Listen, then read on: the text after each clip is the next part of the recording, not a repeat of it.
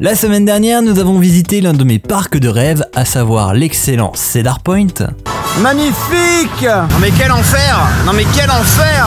Ouais, c'était à la hauteur de mes attentes. Ah oui, c'était vraiment top, mais cette semaine, vous allez le voir, on va encore rester sur du gros parc à coaster avec Kings Island, un autre parc du groupe Cedar Fair.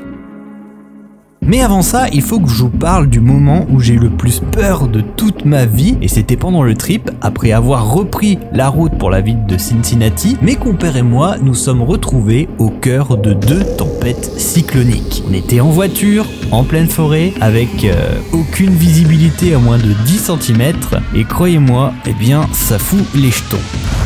C'est vraiment l'enfer. C'est quoi le dehors? Oh là là. Et ça quitte Cedar Point sous un torrent de flotte assez impressionnant. Alors, et pour vous expliquer, là, je viens de prendre la caméra, vous voyez encore les éclairs. On sort d'une tempête, mais limite tropicale, on se serait cru dans Twister. On ne voyait rien à 1 mètre de la bagnole. Et là, ça se calme enfin, mais un orage comme j'en ai jamais vu en 30 ans d'existence.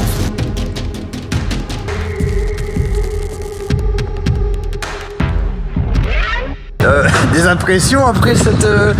Là j'ai l'impression que je vais chier liquide. C'était hardcore. C'était vraiment hardcore. Non mais... Chier dessus quand même. Ah putain, et franchement j'ai jamais eu aussi peur d'une tempête les gars, c'était incroyable. Tout à fait. Émeric, est-ce que tu te remets de tes émotions? C'était ouf. Ah, j'ai pas souvent peur dans ma vie. Hein. Oh putain, je vous jure que je faisais pas le malin. Je vous jure, je ne parlais plus. C'était le silence radio dans la voiture. Ah, il faut le vouloir, le Kings Island. Celui-là, on va le mériter. Hein. Oh putain, incroyable.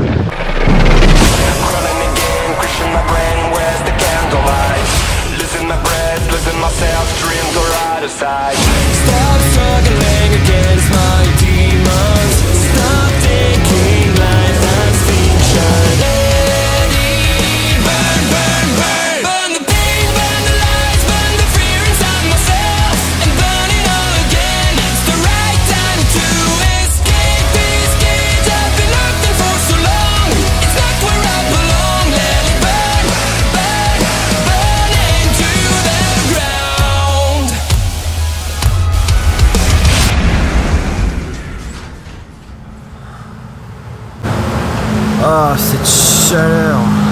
Quand on voit le ciel là, on a du mal à s'imaginer qu'hier on était en pleine tempête tropicale. Par contre, je peux vous dire qu'il fait chaud. Il fait chaud. Ils annoncent 42 degrés aujourd'hui. Ça va être gourdasse, de l'eau, crème solaire, de l'ombre et des coasters.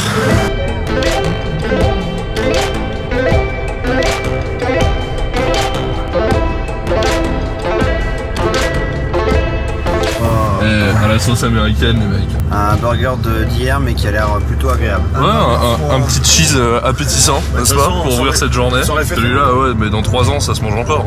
Mais bon appétit alors. Merci beaucoup. Alors, le monsieur que vous voyez ici, ce n'est pas un nouveau camarade de trip, c'est bien Émeric. Mais il a sorti la panoplie parce qu'aujourd'hui, 40 degrés. Ah ouais, t'as bien raison.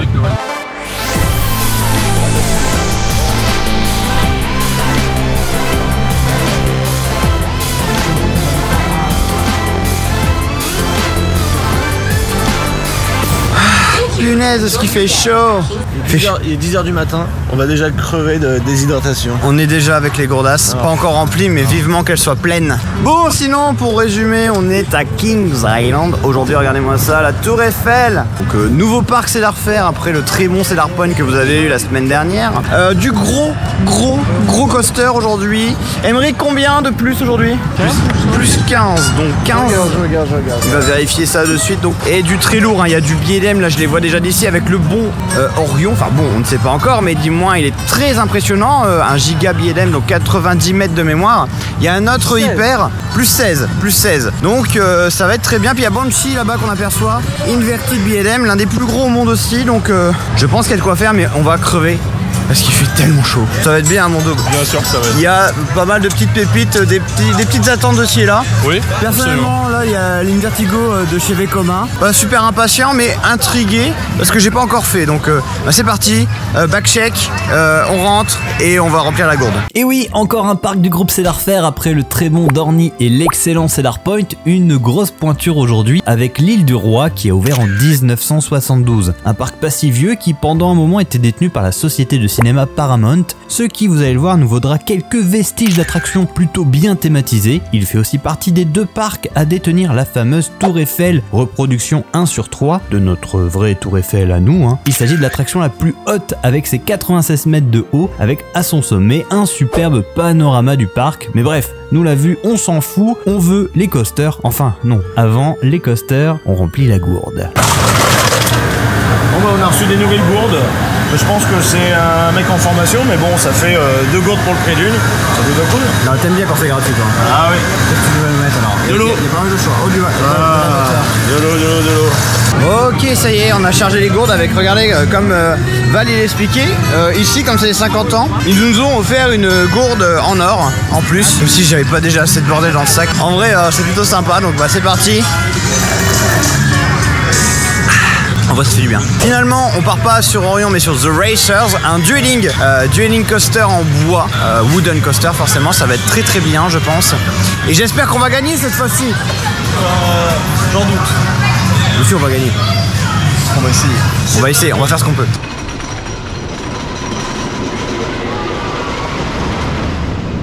Ah, un petit wooden pour se réveiller dès le matin, c'est pas mal ça, hein? Ah bah écoute, oui, hein. C'est pas dégueulasse, hein? Il est tout doux, tout mignon. Bon, on n'a pas eu le Racers par contre, donc du coup on n'a pas de course, ça c'est un peu con. Il passe très très bien ce petit wooden, non? Il date des années 80, je crois. 70-80. Et c'était très bien. Par contre là, ça va être moins bien parce qu'il y a du haro, les gars, là, je crois. Là. Aïe aïe aïe. Aïe, Mine Train Haro, ça non.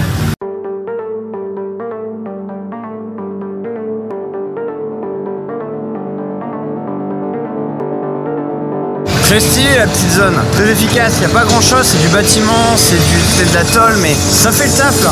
Avec la petite casse-tafette, on se dit c'est passé quelque chose, une petite météorite qui s'est écrasée, etc. Enfin, on comprend l'idée, on comprend le message, moi ça me parle, j'aime bien.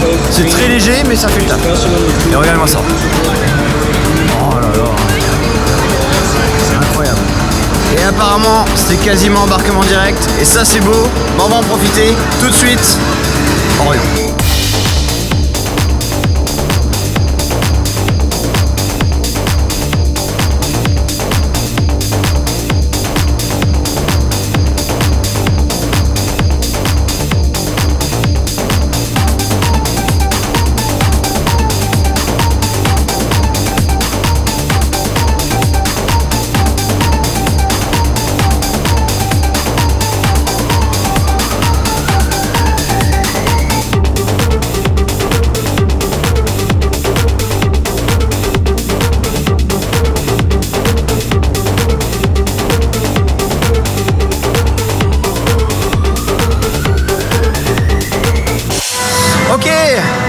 Alors écoutez, on sort de 2 attractions, on sort de Orion, je vous en parle tout de suite après, mais par contre on sort aussi de Flight of Fear. C'est une attraction qui m'a surprise en termes de thématique.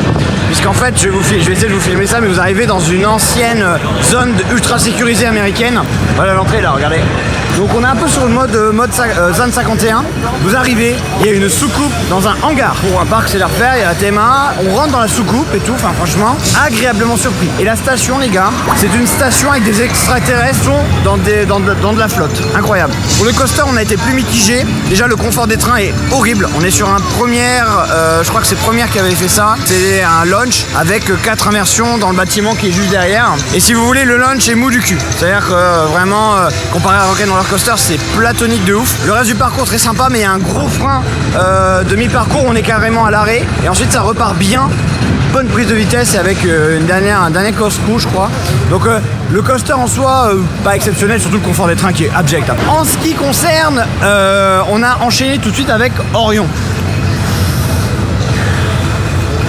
Quel dommage d'aller faire grimper un train à 90 mètres et ne pas l'exploiter. C'est dommage parce que ben c'est très court, il y a des bons floatings, on flotte bien, c'est confortable, ça, il n'y a pas à tortiller, mais c'est assez anecdotique. Mais ça on le savait, hein, Orion il a pas une super réputation, on a hâte de faire Fury en comparatif, pas un ouf, peu le syndrome Millennium Force, quoi. C'est très très gros, ça en impose, mais il se passe pas grand chose. Il y a ceci dit des éléments, il y a quelques éléments dans Orion, notamment quand on fait demi-tour, quand on vient sur nos pas avec ce virage très incliné, ça c'est sympa, mais après c'est beaucoup de bruit pour rien, hein. Après les 2 coasters lunaires, on a fait Backlot Stunt Coaster, anciennement thématisé braquage à l'italienne, un grand mythe du constructeur Premier Ride qui propose des éléments et une thématique plutôt sympa, surtout le passage dans le noir c'était vraiment cool, mais là on a un problème. On a fait 4 coasters et on en peut déjà plus, il fait beaucoup trop chaud, 45 degrés ressenti, du coup eh bien j'ai une petite solution pour remédier à ça. Donc là, regardez, Whitewater Canyon, il fait chaud, il y a de l'eau. C'est validé, on y va direct. C'est là, oh là là, magnifique. Oh là là.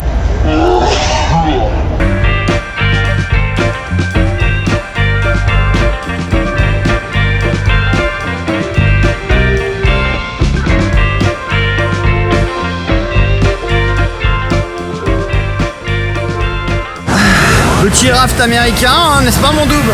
Ah bah ouais, comme d'habitude, ça déçoit pas, hein. Mais bon, il y en a encore qui vont te dire qu'elles n'auront pas peur que ça mouille plus qu'ici, tu vois. Ah oui, bah clairement, c'est sûr que ouais, je confirme. Donc oui, validé le petit canyon là. On va au séchoir, allez. Après la pause rafraîchissante et comme la caméra est dans un casier, je vous propose de vous présenter les 2 futurs coasters que l'on va tester, à savoir l'Hypercoaster Diamondback du constructeur B&M et le Wooden Coaster GCI Mystic Timber. Allez, c'est parti, on s'enchaîne les 2 et après je vous débriefe tout ça.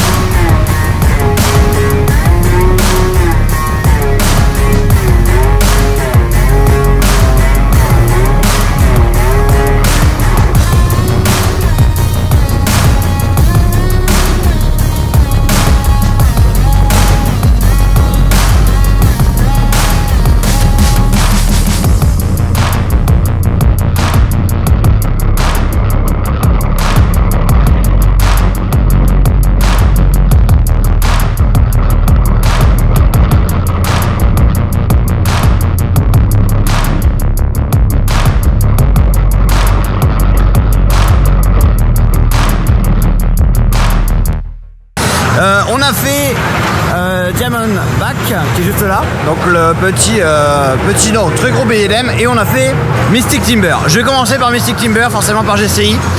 Gros oui, un immense oui pour ce petit GCI qui est tout à fait dans la lignée de ce qu'on attend du constructeur, c'est-à-dire du changement de direction, de la vitesse et de temps en temps des airtime et des surprises. Et il remplit le contrat parfaitement. Vraiment une belle pépite. Et ça s'arrête pas là les gars, parce qu'en fait il y a une théma. La gare est bien foutue, bien thématisée. Il y a une ambiance, on l'entend un peu. Il y a une musique d'Imascorz, incroyable. Et vous finissez, alors ça c'est l'apothéose. Vous finissez le parcours, au lieu d'être sur les freins et dans le staging comme d'habitude où il se passe rien, tout est thématisé, il y a une petite partie Dark Ride. Bravo. Oui, un gros oui pour Mystic Timber, on a été conquis, franchement c'est topissime, je recommande plus que chaudement. Peut-être pour l'instant le petit coup de cœur du parc, peut-être, hein, pas impossible, en plus le tracé s'effectue, vous l'avez vu, j'ai sûrement fait quelques plans au-dessus du raft, il va très loin, à travers les bois, c'est magnifique. Et ensuite on a donc enchaîné avec Diamondback, donc qui est juste là, et qui est meilleur qu'Orion. Voilà, tout simplement, il n'y a pas besoin d'aller chercher les 90 mètres pour faire une pépite, il est très bon, des longs moments de floating, on passe au-dessus de la forêt, c'est magnifique. La petite zone de splash à la fin, pour la petite histoire, Val était tout derrière, il a tourné sa tête, il s'est pris la flotte, voilà, c'est top, franchement c'est 2 bonnes attractions là. Attention, la séquence qui va suivre risque de vous faire saliver, préparez-vous pour un instant culinaire des plus raffinés. On commence avec les pâtes fromage et sa crème fraîche oignon. Tasty. Suivi d'un classique hamburger du Doub, ça change du burger de Val d'Amer. Divine. S'ensuit le plat d'Emery dont on ignore encore aujourd'hui la composition, si ce n'est que c'était très bon et très gras. Juicy. Et enfin le plat du chef, gaufres liégeoises, sucre et son poulet mariné. Incroyable. So delicious. Bon, la petite pause repas c'est fait, c'était vraiment bien. C'était bon ou pas? Oui, c'était très très bon, étonnamment. Et là, je suis en train de fondre. Je te jure, on sort, j'ai la peau qui brûle là, de passer de la clim, genre il faisait 18-19, à ressenti 41. Incroyable. Bon bah du coup on va aller faire, c'est l'heure des merdouilles. Pendant qu'on va digérer tranquille, là il y a du bousin qui nous attend. Donc bah let's go hein.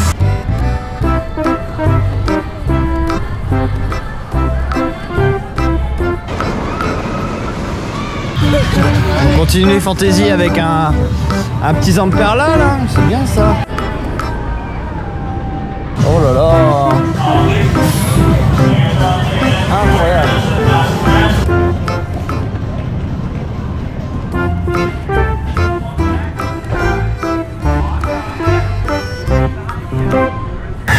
La grosse citrouille coaster. Ça va être bien hein. Ah ouais, c'est interdit pour nous là. C'est vrai? D'y aller comme si de rien, ouais. En mode c'est normal. Genre vous êtes des enfants, ok? Reste tranquille. Des sons. Déçus. Un crédit en moins pour les garçons, moi je m'en bats les couilles, mais eux ils sont dégoûtés. Et moi franchement c'était celui que j'attendais le plus du trip. Du parc moi aussi, hein, du parc. C'est une déception extrêmement douloureuse. Bon bah pour vous récompenser, on va aller faire un dark ride au frais. Aïe aïe aïe, je pense que ça va faire peur. Ah j'ai trop peur. Oh là là, en tout cas c'est bien aimé de l'extérieur, j'aime bien. Ça me plaît.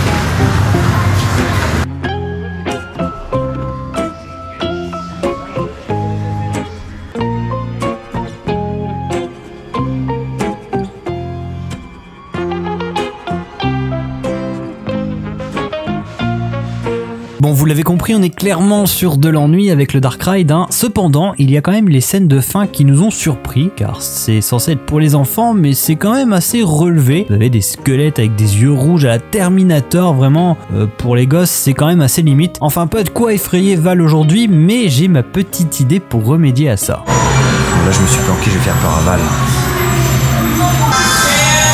Ah bordel. Ah, t'avais pas eu assez peur. Non mais en fait au début tu dis bon ah c'est rien, c'est pour les gamins. À la fin, tous les squelettes à la fin je fais oh putain. Là ça fait détraumatiser là. Mais c'est mignon. Ça crée des gens comme moi après. Ah oui non mais complètement. Ah c'est mignon jusqu'au squelette en fait. Ah ouais mais jusqu'au squelette, la fin là c'est parti en mort de oh c'était oh vas-y de la merde, c'est trop mignon, vas-y il fout du sang. T'imagines le carnage. La fin c'est un peu traumatisant pour les gosses. Ouais. Mais ceci dit c'est sympathique, on était au frais. Oui, et rien que pour ça, c'est trop bien. Ça sent le crédit de merde là avant là. Adventure Express, aïe aïe aïe. Pour ceux qui ne saveraient pas, on est sur un vieux haro. Bon ça part là-dessus du coup hein. Ah ouais. Ça part sur ça hein. Ouais malheureusement. Ah. Madadax, c'est encore pour toi ça.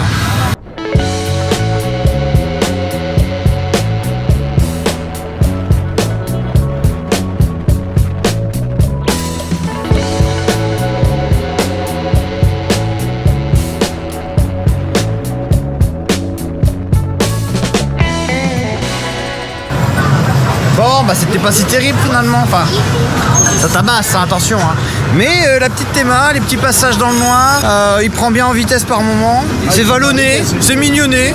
Ouais, et puis après t'as des angles comme ça qui cassent sans prévenir dans un hélix alors qu'on est déjà incliné, puis ça recasse et ça redresse. Oui mais alors ça il y a que Haro qui ont le secret hein, de ça. C'est fabuleux. Je pense que c'est ils ont mis un calculateur aléatoire d'angles et puis bon aller dans le parcours ça crée des surprises. Non mais ils ont laissé un débutant faire le tracé RCT. Je pense qu'il avait Parkinson celui qui a rentré les données numériques. Bon, on a peut-être été un peu vache avec Haro, surtout qu'à seulement quelques mètres de là, il y a Bat, un suspending coaster ouvert en 1993. Et celui-là, il faut que je vous en parle parce que c'est une petite pépite de chez Haro. Et ça, il faut le souligner. Meilleur Haro depuis le début du trip. je pense. Même si on a beaucoup aimé Magnum XL 200 à Cedar Point. Mais alors celui-ci, oh quel plaisir, on l'a fait 2 fois et je crois qu'il l'a fait 3 fois. Il faut se mettre tout devant et il est très gros.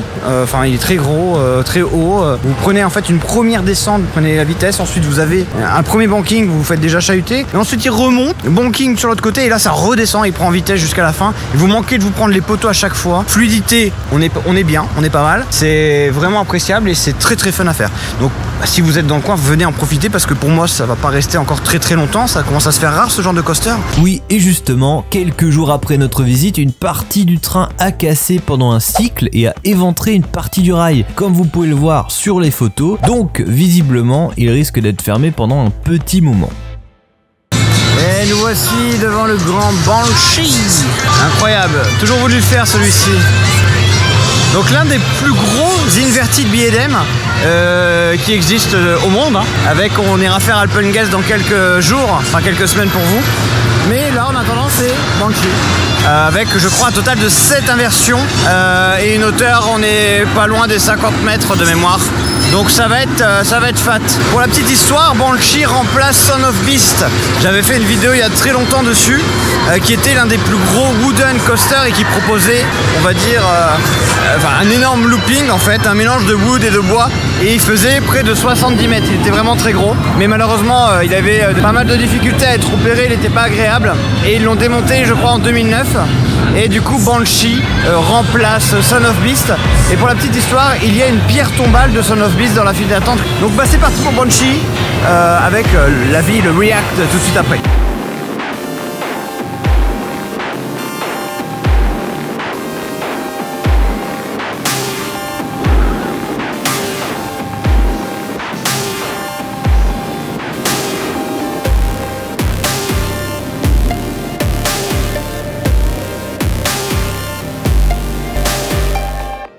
Banshees, qu'est-ce que ça vaut? Eh ben c'est très bon. Excellent inverted coaster de chez B&M. Une très grosse surprise pour moi et la majorité de l'équipe.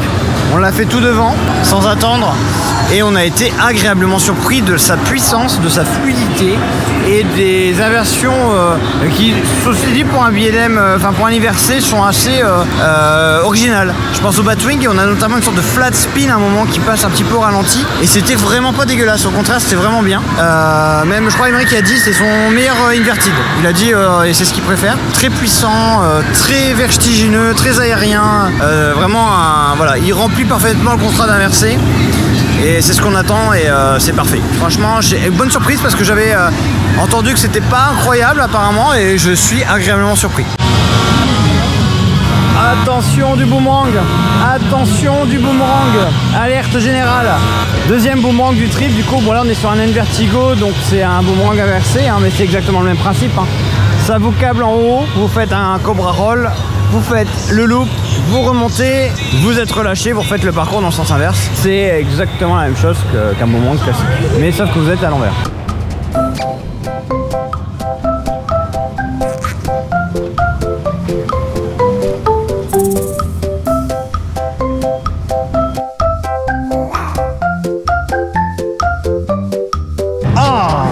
Non mais alors là, ça c'est non, hein.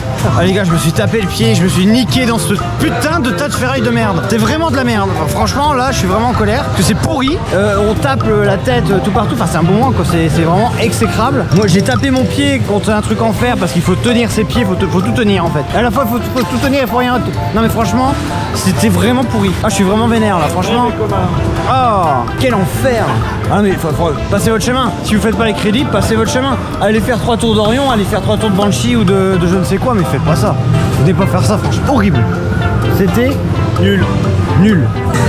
Alors Sans commentaire. Je suis vraiment pas fan de ce genre de truc. Hein. Vraiment pas. C'était bien de la merde, on est d'accord. Hein. Ouais, c'est un peu pété. Moi je me suis fait mal au pied. Ah ouais, mais toi tu te blesses dans tout, toi. Oui, bah, je pense que c'est ça le problème. Ah, je me suis niqué le pied. J'ai mal partout. Je me suis tapé le pied. Ah oui, il faut pas rater la photo des 50 ans de Kings Island, hein, tout à fait. Joyeux anniversaire, Kings Island. Magnifique. Bon, en vue de la chaleur, regardez ce qui nous attend. Un petit shot de shot à la Astérix là, ça va être très bien ça. Je vais vous montrer un truc, je pense l'un des pires parcs à bœuf là qui puisse exister.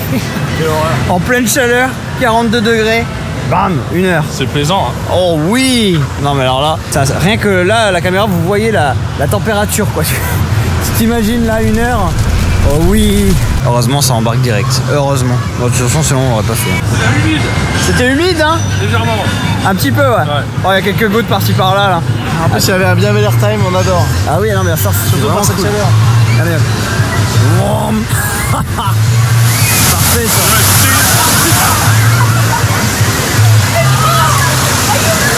Allez, ça part sur la Drop Tower.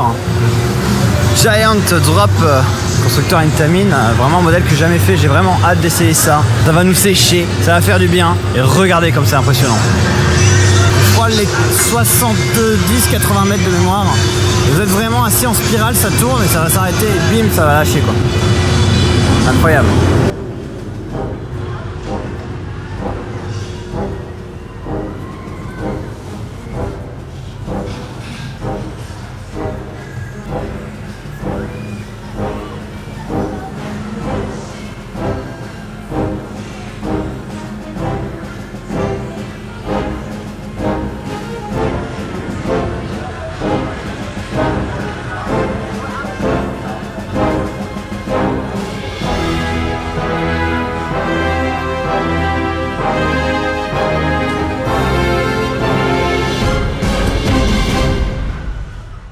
Ça sort de la Drop Tower. Alors déjà, premier problème, on s'est assis sur des sièges qui ont chauffé toute la journée, qui n'avaient pas été utilisés une seule fois. On a cuit les gars. Et en plus de ça, ils nous laissent au moins 30-40 secondes tout en haut.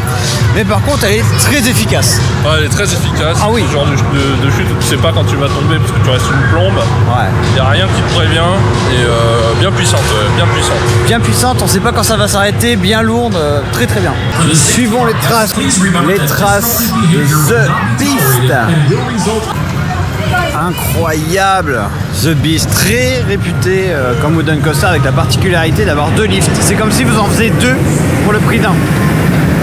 Merci Diamondback pour cette interruption. Voilà, donc bah, écoutez, c'est parti pour The Beast. J'ai hâte de vous donner mon avis sur ce coaster légendaire, si je puis dire.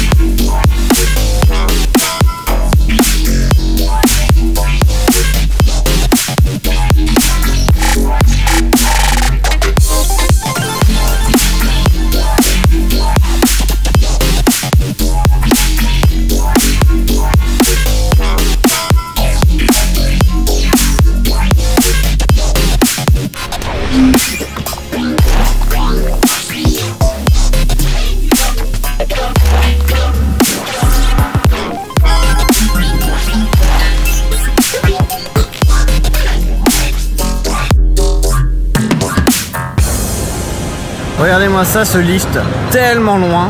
Et ça résume parfaitement le coaster parce qu'il va tellement loin dans le parc, on s'enfonce dans la forêt. Une première partie vraiment très aérienne, vitesse uniquement, il n'y a pas d'airtime, on prend l'air en fait. Mais c'est tellement incroyable le cadre, c'est beau, on se demande même jusqu'où il va aller. Et en fait vous avez un grand tunnel, vous vous retrouvez dans le noir, et ensuite vous avez un deuxième lift qui va apparaître. Et deuxième partie avec un virage serré tout du long avant de revenir en fait en station. Vraiment très cool, très plaisant, très planant, c'est un coaster reposant. Il y a eu des parties qui ont été rétrac cette année, elles sont très bien rétraquées, enfin il n'y a pas d'à-coup, c'est pas violent. Vraiment ce qui va être très cool, ça va être de le faire de nuit. Bon, le double, ah bah oui, conquis ou pas? Il faut le remettre dans son contexte, c'est un truc qui date des années 70 quand même. Ah oui. C'est une prouesse quoi pour l'âge du cousin quoi. Comme ça en pleine forêt, tu sais même pas où est la limite quoi. Ouais mais il va tellement loin. C'est incroyable, c'est dingue. Et de nuit ça doit être complètement fou. Bah on va le refaire. Avec le bon Son of Beast, nous sommes à 16 coasters sur sur 16 victoires. Non, 15 pardon, la citrouille n'a pas voulu de nous un petit peu plus tôt dans la journée. Ce qui nous laisse encore 2 bonnes heures pour profiter du parc puisque celui-ci ferme à 22h avec un light show, drone et feu d'artifice. Donc je vais poser un petit peu la caméra et profiter. Enfin non, je vais laisser la caméra à Emeric pendant que je suis pas là. Regardez un petit peu ce qu'il vous a filmé, c'est quand même assez incroyable. Qu'est-ce qu'on a envie de lui dire à Pierre Saint-Jean qui est pas là Oh, j'ai essayé de roter mais j'y arrive pas. Ah merde. Nul. Et celui-ci. Un coup de soleil sur le nez. Et là, ça fait un plan vraiment dégueulasse. Là. Attendez, j'essaye. Ah, laissez-moi manger tranquille, monsieur.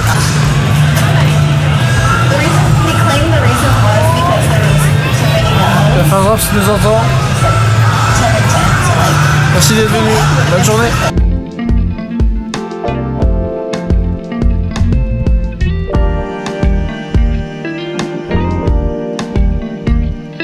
La nuit tombe sur le royaume de King, il est passé 21h et il est grand temps de profiter de Beast de nuit. Et vous allez le voir avec nos avis, mais ce ride restera longtemps gravé dans nos mémoires. Oh là là, Super. Ça va aller l'heure d'attente ou quoi? incroyable. Oula, mais il est en train de me gicler dessus lui. Regardez, il fait nuit, il s'est passé des choses là pendant 1 heure. Et des choses incroyables. Ouais, totalement folle. Bon, pour la petite anecdote, d'où ça te vient ce type? C'est Trips and Peaks, c'est ça? Trips and Peaks notamment, ouais, et puis des copains aussi. Des copains, Trips and Peaks, on va les remercier parce qu'ils nous ont donné un petit conseil que je vais du coup relayer et que Double relayera certainement sur sa chaîne aussi. Ah ouais. On a fait Beast en toute fin de journée. Ouais. L'objectif c'est de le faire dans le noir. Pourquoi? Parce que le coaster va dans les bois. Il est en pleine forêt. Il est en pleine forêt. Vraiment, il sillonne dans la forêt, mais très profondément. Il s'éloigne vraiment du parc à une allure pas possible et sans aucun éclairage. Donc c'est comme si vous faisiez un coaster dans le noir, mais c'est pas tout à fait noir parce que vous avez la lune qui est claire, vous voyez des arbres partout, une vitesse phénoménale, vous rentrez dans un tunnel infini et il fonce à toute allure et c'est déroutant et c'est une expérience incroyable. Ouais, on comprenait, il y avait un peu de monde en fin de journée, il n'y avait jamais personne dans le parc, mais en fin de journée il a commencé à y avoir de l'attente pour Beast et on comprend vite pourquoi c'est une tradition quoi, parce que c'est honnêtement c'est le meilleur ride de nuit que j'ai fait de ma vie là. Ah oui, j'ai pas fait ça mieux. restera gravé à jamais. Hein. C'était fabuleux. Et encore, on n'était pas tout devant. Si vous pouvez être tout devant, je pense que l'expérience est encore décuplée. Mais rien que d'être dedans, c'était incroyable. On a eu le droit, alors je vous l'ai pas filmé, on a eu le droit à un super show. Ouais, un super show. Alors je pensais qu'il y avait que Disney qui faisait... qui s'amusait avec les drones, avec des drones. Non. Et en fait non, il n'y avait pas du tout que Disney. Et ils s'en sortent très très bien à Kings Island. Ah ouais, c'était magnifique avec un feu d'artifice en même temps. C'est ce qu'il nous a fallu 1 heure d'attente pour Beast parce qu'ils arrêtent toutes les attractions le temps que le show se termine pour éviter tous les désagréments. Mais sinon, Kings Island. Kings Island, agréablement surpris. Hein. Ouais, déjà par la qualité des opérations. Il y avait strictement personne dans le parc. C'était chaque attraction tournée à full capa. Il y avait entre 2 et 3 trains partout en fonction de ce que peut accueillir l'attraction. Toutes les attractions étaient ouvertes. Tout ouvert. Tout était extrêmement staffé. Les restos étaient ouverts, le parc est entretenu. C'est extrêmement bien achalandé. Quoi. Et du coup, la question traditionnelle, Double, le coaster que t'as préféré du coup sur la journée, toi? Alors Mystic Timbers de jour et Beast de nuit très clairement. Mais là, on est encore dans une autre catégorie. Là. Val. Kings Island. Ah bah c'était super.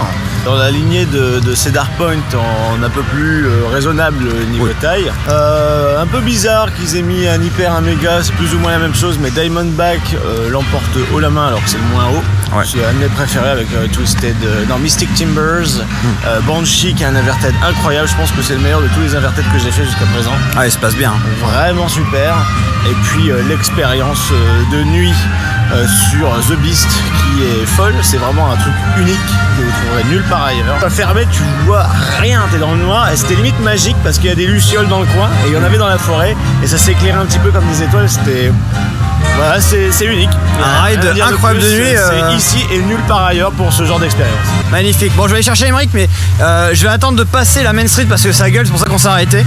Mais en tout cas, très très bon le petit Kings Island là. Hein. Alors regardez l'organisation là pour faire la photo de groupe. Il a jeté ma gourdasse dans la terre, non mais en plein dans le terreau. Oh, pas possible ça. Emeric, Ouais.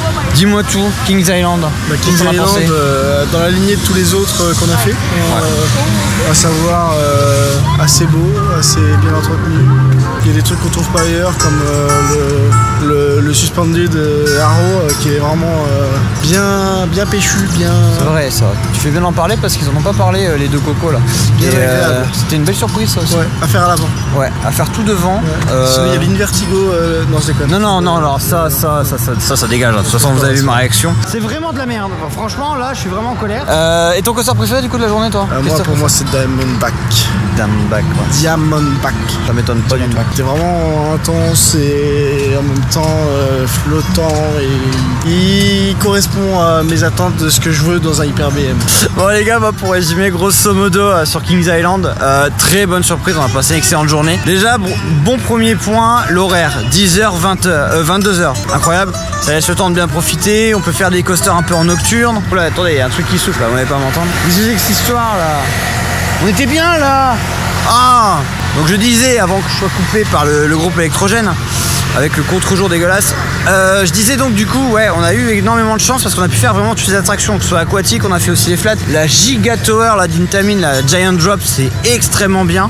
Il y a du très très bon, franchement, on a vraiment adoré plus ou moins tout ce qu'on a fait, sauf la merde de Vekoma là. Mais sinon, dans l'ensemble, c'était vraiment bon. Le Mystic Timber, incroyable. Le bon GCI, il a conquis beaucoup de monde aujourd'hui avec une belle théma, avec une rapidité, une fluidité, des changements de direction. Enfin, rien que ça vaut le détour aussi à Kings Island. Voilà, conquis par Kings Island.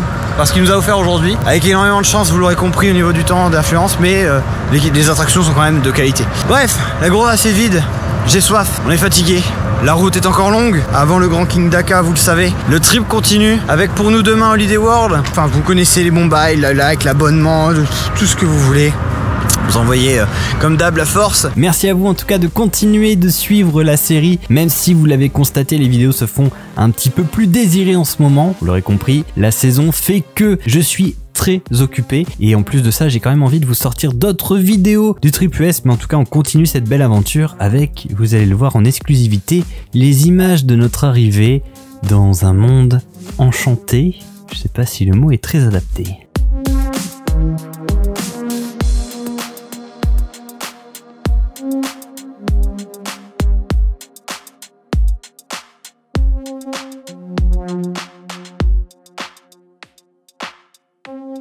Thank you.